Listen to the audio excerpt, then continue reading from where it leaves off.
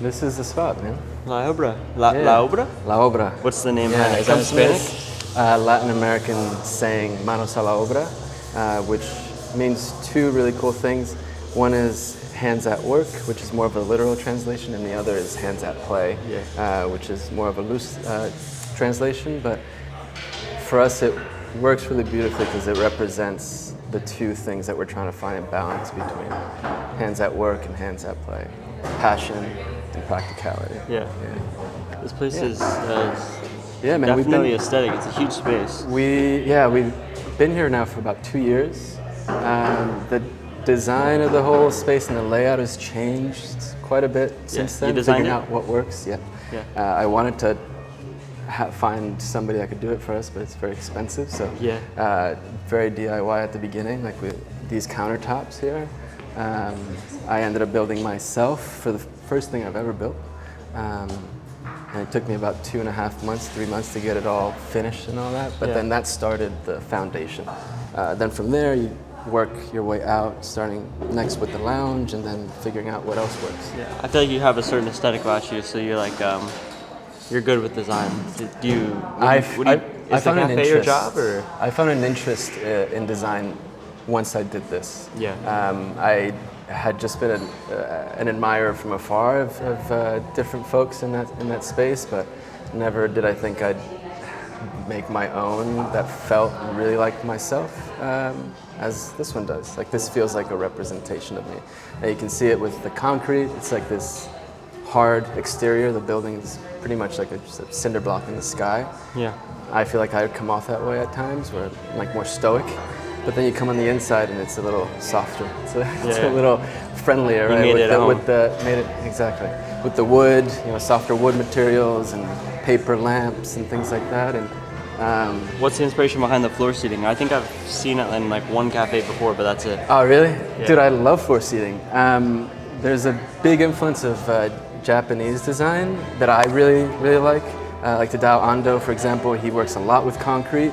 And the interiors oftentimes are harsh as well, but there are some that are designed on the interior with very soft materials and more of an organic feel. It feels like, to me, the floor seating is going in that direction, where, like, to your point, there's not many places that you go that's not your home and you can sit on the floor. And so much of what the inspiration for the feeling of La Obra and any of our spaces is, I want people to feel like they're coming in through the store and they're at a friend's house. Yeah. Or eventually, if they come here often enough, it feels like the space is theirs as well.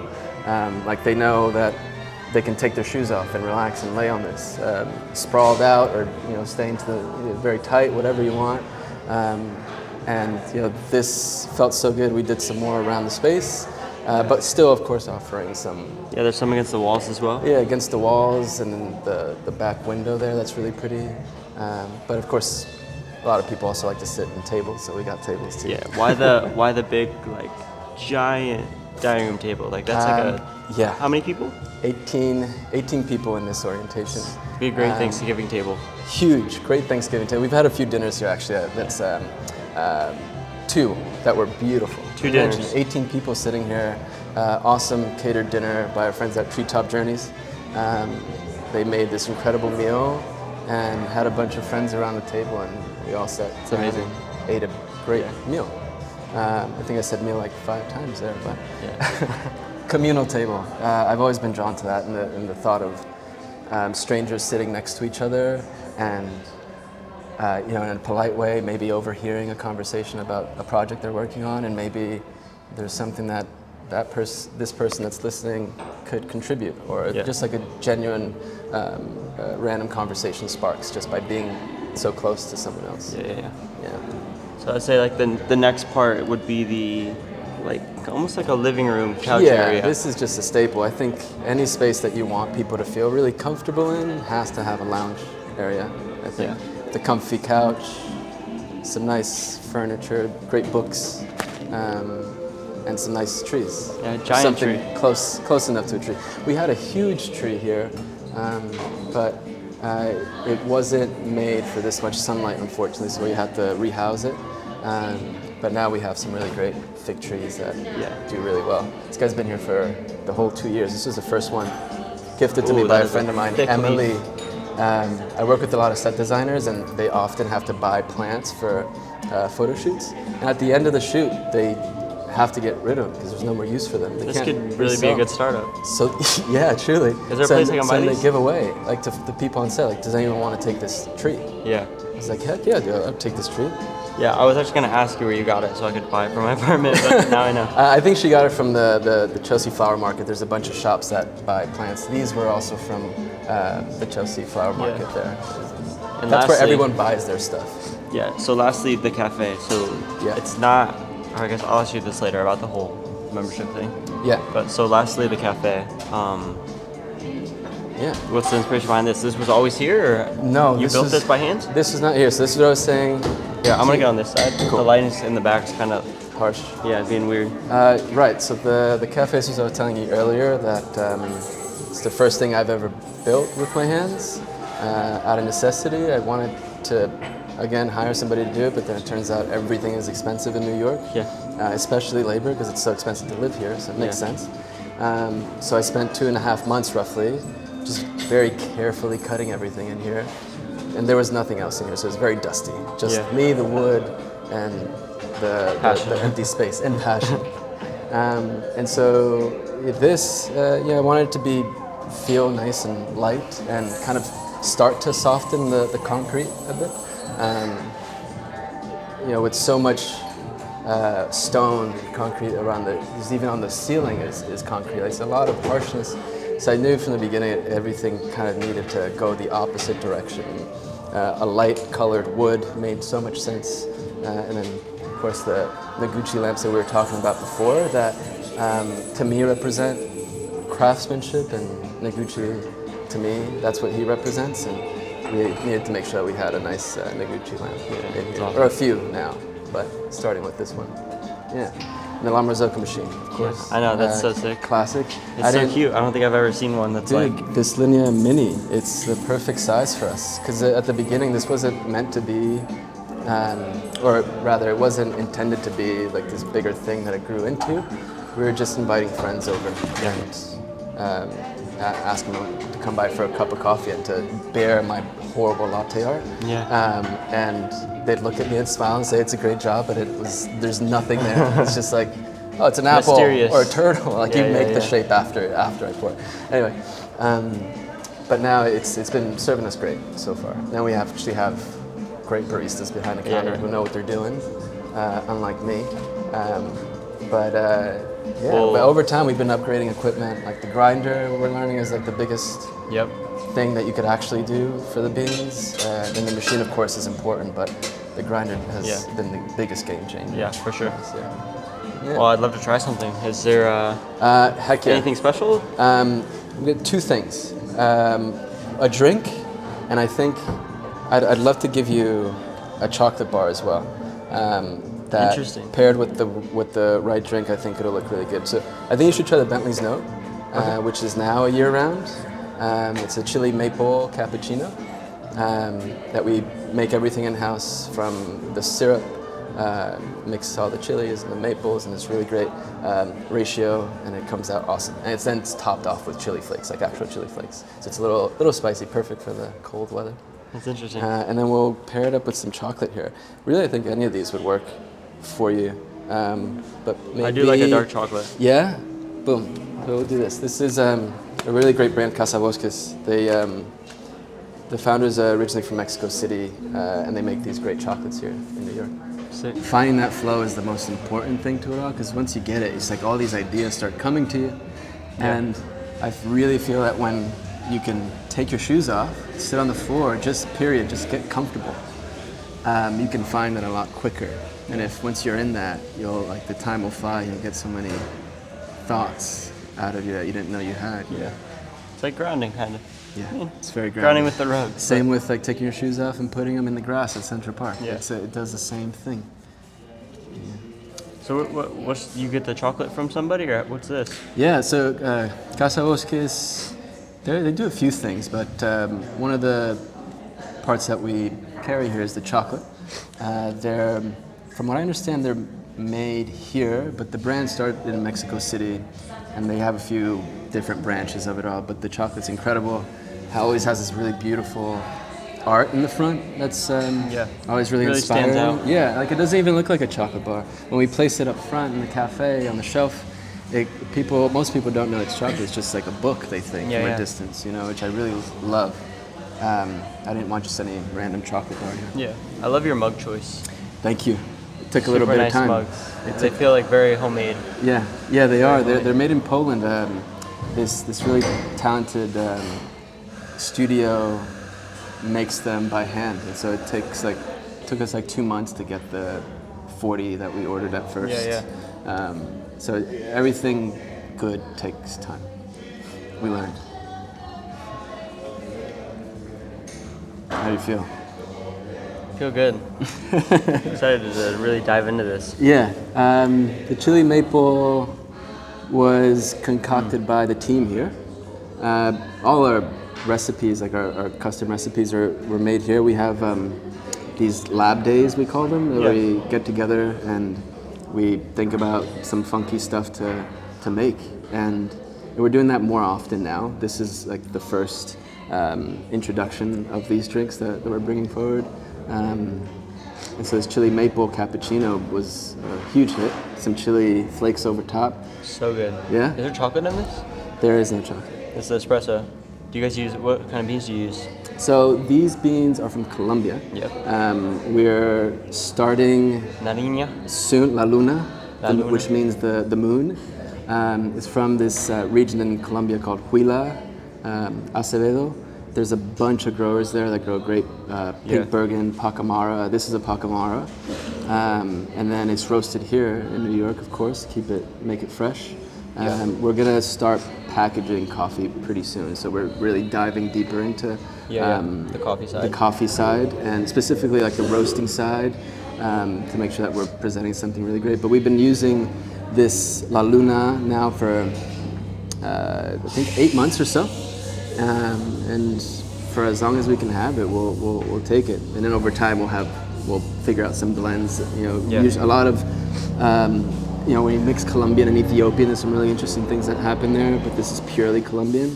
Yeah. So we'll start here and then work on some blends down the line that makes sense for us.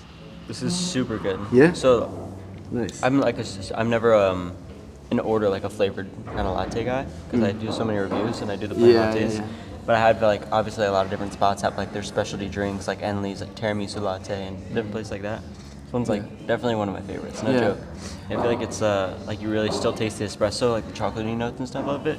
Damn. And then there's like, I usually don't like cinnamon in my coffee, but this is like, it's like the perfect amount almost, no joke. And then like, it's not spicy at all. You don't like, you taste the chili, but it's not like a weird chili. It's almost like if you've had like Mexican chocolate, like chocolate or something with pepper flakes in it. It's kind of like that. It's super good. Nice. It's really, really good. I'm glad you like it. Yeah, it's really good. I'm very similar. I typically don't like too many mixed coffees or like too many syrups in my coffee. That's why we only really have two like drinks like this that are sweetened and are a little funkier. And that's intentionally so that we still are focused on purity and making the basics really, really well, but then having some fun with some specialties. And this, for sure, is like all of our favorite at the moment. Yeah, super, super. I'm glad you like it. So that I know. So this is a membership cafe. So it's not a walk in, order a coffee, leave. It's you come, you drink coffee, and you stay, and you work, and it's like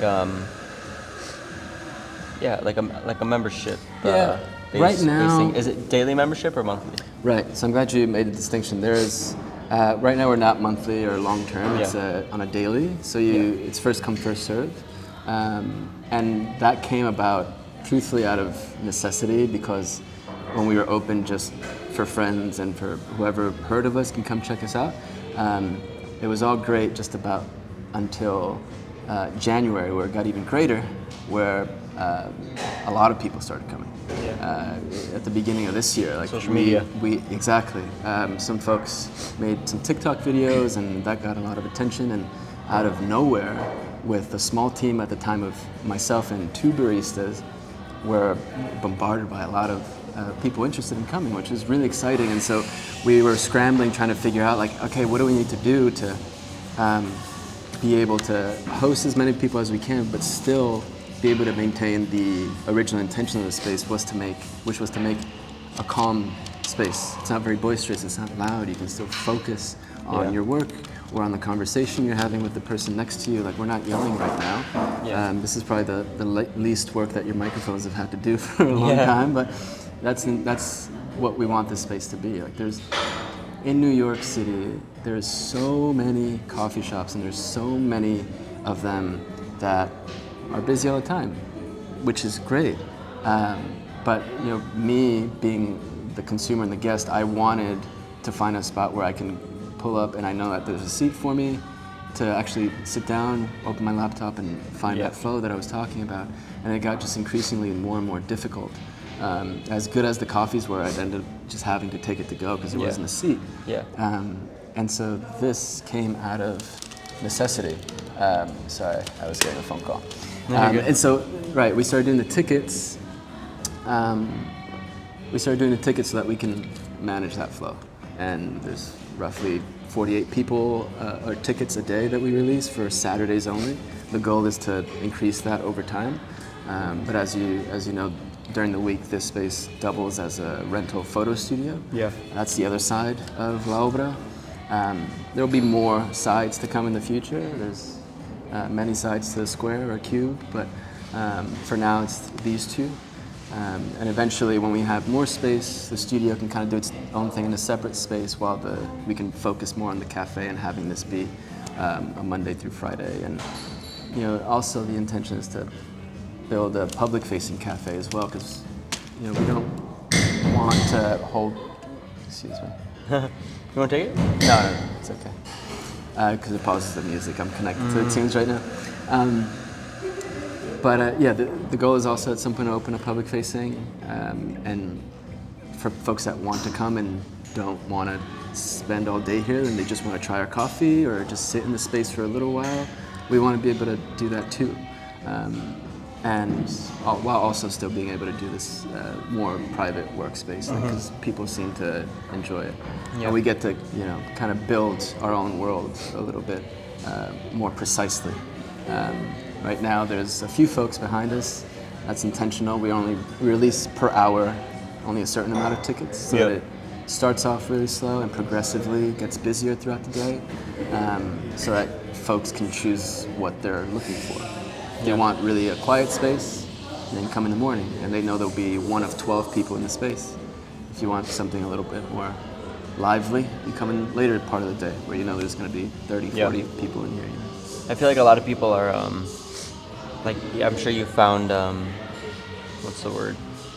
I'm sure you've had people not understand your business model, I guess you would call it. Like, why would I pay to go out to a cafe? But I feel like they don't understand that this isn't just like a cafe. It's like an experience, and you have people. It's almost like someone's welcoming you into their home, and they're really taking their time to make your coffee. There's not lines. Yeah. The coffee's gonna be said good. Like you said, there's always gonna be a place to sit. I feel like it's valuable, so you gotta kind of pay for the value. I think it's valuable, and the fact that everyone here. You want some? Yeah, I'll try some. I've had this plenty of times and it's delicious, but I think there's a lot of this is what us thinking about what we would want. You want to go into a place and make eye contact with the person that's across the counter from you and have some kind of connection, even if it's just how you doing, good morning. I remember going to this cafe in Chelsea called Terremoto. It's actually by Chelsea Market. Yeah. And cool spot. It's great. And I realized that because of what I'm going to say next, where I was going to work and I was having a slow morning. I wasn't in the best mood, and the barista, it's a small space, there's just one. Takes my order and asks me, "How's your day going?" And never did I think something so simple would have done something for me, but it made me feel really good. Yeah. And I would hate to see that be lost in New York or anywhere. And I think, what we're trying to do here is you come in and there's somebody at the front that's going to greet you and introduce you to the space if you've never been here. And if you have been here, welcome you back. And you start to build these relationships over time. And folks that take your order, they're going to look at you and speak with you if you want to speak. And if you don't, that's okay. We'll bring your drink to you anyway and try to make you feel as comfortable as possible. And there's this book, Unreasonable Hospitality, that serves as the biggest inspiration of how we want to do everything here on the cafe, on the studio side. And it's part of the introduction to anyone that joins the team here. It's like start reading this book so we can learn from it together over time. And so, coming with the ticket prices as well, it's for what you're pointing out. We're not like most cafes where you have to depend on 300, 400 drinks a day to be able to pay rent and employees and everything. Our prices are a little different so that we can only welcome in this limited amount of folks so that we can maintain the environment that we want to create and feel like is really valuable. And also beyond that, we really want to pay our people right. Where we're asking of the team to be a lot more sharper with their eyes and like what they're qualifying as good enough or great, and really focusing on making everything the best that it can be. And we want them to feel financially taken care of as well. And so I'm sure there are, I really hope there are, but I struggle to find cafes that pay what they probably should for the amount of work that it takes to be a really great barista. Our starting wages are $24 an hour, like that, and maybe you don't have to include that, but like that really matters. And so for that reason, that's why you can come into this space, and that's part of the reason rather why you can come into this space and you feel this ease in folks that work here, because they're in an environment where they're hopefully feeling the way we want the guests to feel, which is comfortable and happy. They can make one drink at a time, take their time, be passionate. And then making that whole system efficient then just becomes a matter of us putting a system together to make it all work and still be able to. If there's 12 people that come out all at once, we can crank it out really quickly because we have a system behind it. But it's still one drink at a time. We only have one group head also, so that helps keep that consistent. The tickets are there for a reason, and they're in that format because it works for us and it provides the space that people seem to really gravitate towards. Sick. It's great chocolate. It is great chocolate. Chocolate's so good. The crunchy stuff, like the crunchies on it. So what's also cool about how they do it, because it's really feels like a work of art from the cover to the bar. And if, let's say, they have ones with mushroom, or they have one with cashews, or they have some with rose petals, they'll have that ingredient pop out of the chocolate bar. Similar to how this is starting to, but it's because this doesn't have I think it's just cacao nibs. But on their flower bar or their mushroom bar, or ginger as well, they have them popping out of the bar. It looks so beautiful. And it tastes delicious too. We're actually doing, a pop-up at this clothing store, Jacques, on Crosby Street and Casa Vuestras, where it's the first time we're going to be offering coffee outside of this space, which is going to be really cool. Is the one I tried going to be there? The one you tried might not be there. I was going to say I'll be there for it. But it's going to be some new recipes with chocolate. So we're going to do... I love mochas and everything. Right, like a hot chocolate latte, espresso poured over, chocolate bars. It's going to be a good time. Come by. I'll send you the link. The first weekend is November 9th and 10th. Saturday, Sundays for about 3 weeks before Thanksgiving. Yeah, man. I'm stoked you liked it. Yeah, it was super good. Everything was super good.